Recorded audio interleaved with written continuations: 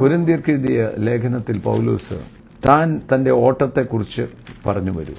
1 കൊരിന്ത്യർ 9 താൻ പറയാണ് 22, to the week I am as a week I might win the week. I have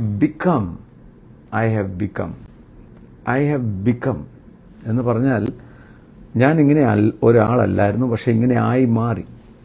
സ്വാഭാവികമായ സ്വഭാവത്തിന് വിപരീതമായ ഞാൻ ആയിത്തീർന്നു.